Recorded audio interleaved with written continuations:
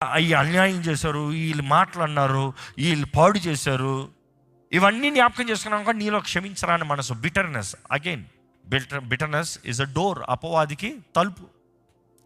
నీలో క్షమించరాని మనసు ఉన్నప్పుడు అపవాది వెళ్తున్నాడు కానీ పరిశుద్ధాత్ముడికి వెళ్తానికి అవకాశం లేదు. Where there is bitterness there is NV.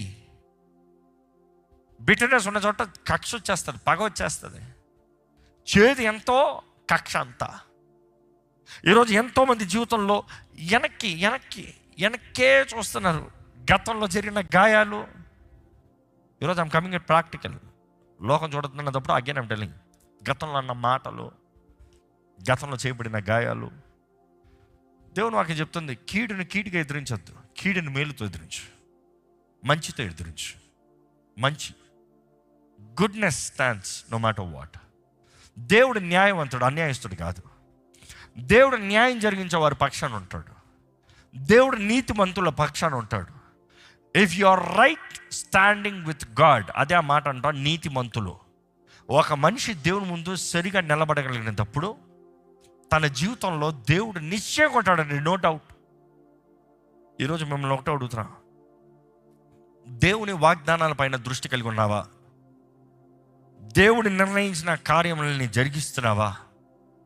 దేవుడిచ్చిన ఆ భారమైందో ఉండొచ్చు, కష్టమైందో ఉండొచ్చు. ఈరోజు ఎంతోమంది సులభమైన జీవితాన్ని కొడుతున్నారు. ఈ విలువైంది ఏది సులభమైంది కాదు. Nothing valuable is easy. ఈరోజు సులభమైన పని అంటే ఏమైనా ఉందా? నిజంగా ఏదైనా మంచి పని ఉందంటే ఏది సులభం కాదు. అది be very honest. Let's be very honest. ఈరోజు చాలామంది తీసి పడేస్తూ ఉంటారు పనులు. రోడ్డు తుడి చెప్పండి, తుడు, రోడ్డు తుడు, ఒక రోజు తుడు చూద్దాం, ఎంత సులభం చూద్దాం. తుడు ఒళ్ళు ఆ రోజు ఎట్లా ఉంటుంది చూడు. బట్ ఏ పని సులభమైంది కాదు.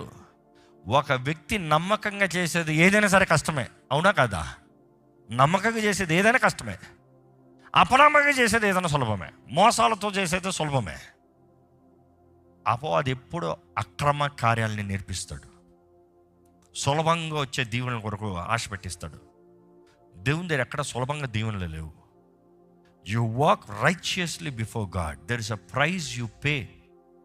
దేవుని ముందు యథార్థంగా నడుస్తాం, నీతిమంతుడుగా బ్రతుకుతాం. అది నువ్వు చెల్లించే వెల. ఆ వెల చెల్లించకుండా దేవుని వాగ్దానాలన్నీ నీ జీవితంలో పడుతుంది చూస్తాం. ఈరోజు మీరు నిర్ణయం చేయాలి. దేవుడు నిన్ను రక్షించిన దానికి అర్థం ఏంటంటే నీకేదో మేలు ఉద్దేశించాడండి. నీకు మేలు ఉద్దేశించాడు, కీడు ఉద్దేశించలే. మేలు ఉద్దేశించినప్పుడు మేల్లోకి వెళ్ళకుండా మరలా తిరిగి వెనక్కి లోకానికి వెళ్తున్నావా? ఎందుకంటే ఈ విషయం మాట్లాడేటప్పుడు అనేక మంది సంఘంలో చెప్పిన మాటలు, ఎంతోమంది యవనస్తులు చెప్పిన మాటలు, యవనస్తురాళ్ళు చెప్పిన మాటలు నా ముందు ఫ్లాష్ అవుతూనే ఉన్నాయి, నా చెవులో రింగ్ అవుతూనే ఉంది. ఒక ఉదాహరణ చెప్తా బాగోదు కానీ, ఎన్ని తప్పుడు కార్యాలు ఒక యవనస్తురాలు అయితే తన జీవితంలో అక్రమ సంబంధాలు, ఎన్నో రిలేషన్షిప్స్. వద్దు అని దేవుడు ఎంతో చెప్తూ వచ్చాడంట, మరలా. సరే, జీవితం అప్పటికే ఆలస్యం అయిపోయింది. వివాహం చేసుకుని కొన్ని నెలలకే మరలా విడాకులు. దేవునికి విరోధమైన నిర్ణయాల్లోకి వెళ్ళి దేవుని చిత్తం అన్నట్టుగా ఊహించుకొని, కన్ఫర్మేషన్ లేదు, ఊహించుకొని జీవితం పాడు చేసి ఇప్పుడు మరలా ఇంకొక అన్యుని వివాహం చేసుకుంటా. అన్యుని వివాహం చేసుకుంటే దేవుడు తోడుంటాడా? దేవుని నిబంధనలో ఉండగలవు నువ్వు? Where is your price? నువ్వు చేసిన నిర్ణయం ఏది? నువ్వు కట్టే వెల ఏది? Where is the stand that you have taken? నన్ను ప్రార్థన చేసుకుంటానికి పర్మిషన్ ఇస్తానంటున్నారు. సాతాను కూడా పర్మిషన్ ఇస్తాడు, ఏం బాధ లేదు. నువ్వు వాడి దగ్గర కూర్చున్నంత వరకు, వాడు లోకంలో ఉన్నంత వరకు వాడికి ఏం బాధ లేదు. అందుకనే చూడండి, చాలామంది విశ్వాసులు కూడా పాపంలో బ్రతుకుతూ ఉంటారు, యేసయ్య అంటారు, పాపంలో బ్రతుకుతూ ఉంటారు, ఆలయానికి వస్తూ ఉంటారు. సాతాను అలాంటి వారికి ఏం బాధ లేదు. నువ్వు నా సొత్తు అయినంత వరకు నువ్వు ఏం ప్రార్థన చేసినా, నువ్వు ఎంత ఆరాధించినా నాకు ఏం బాధ లేదు.